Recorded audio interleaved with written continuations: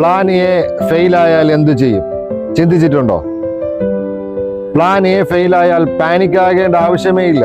ആൽഫബറ്റിൽ ഇനി 25 അക്ഷരങ്ങൾ ബാക്കിയുണ്ടല്ലോ. സീരിയസ്ലി ലൈഫ് ഒരു എക്സാം അല്ല. വൺ ചാൻസ് ഉള്ളി എന്ന റൂളും ഇല്ല. പ്ലാൻ എ ഫ്ലോപ്പ് ആണോ?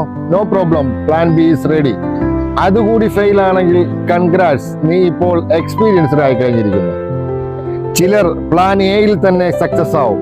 ബട്ട് നിങ്ങളെ പോലെ അല്ലെങ്കിൽ എന്നെ പോലെ സ്പെഷ്യൽ ബാച്ച് ഉള്ളവർക്ക് B or C or D വരെ പോകേണ്ടി വരും. പക്ഷേ ഹോണസ്റ്റ്ലി പറഞ്ഞാൽ ഓരോ ഫെയിലും നമ്മളെ അപ്ഗ്രേഡ് ചെയ്യുകയാണ്. ലൈക്ക് മൊബൈൽ ഫോൺ പോലെ, ആദ്യം സ്ലോ ആയിരിക്കും, പിന്നെ ബെറ്റർ വെർഷൻ ആകും. സോ പ്ലാൻ എ വർക്കായില്ലെങ്കിൽ ടെൻഷൻ വേണ്ട.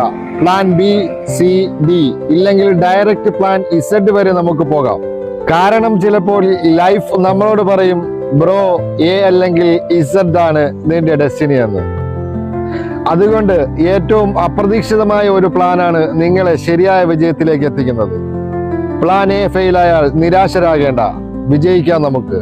വീണ്ടും കാണാം. Bye bye.